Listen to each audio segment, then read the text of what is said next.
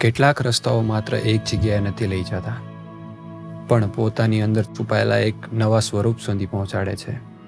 ગુજરાતની ધરતી ઉપર ઊભેલો એક એવો પર્વત જે હિમાલય કરતાં પણ પ્રાચીન છે, જેના દરેક પથ્થરમાં ઇતિહાસ વસે છે, દરેક પગથિયામાં ભક્તિ છે અને દરેક શિખરમાં એક અલગ જ શાંતિ વસે છે.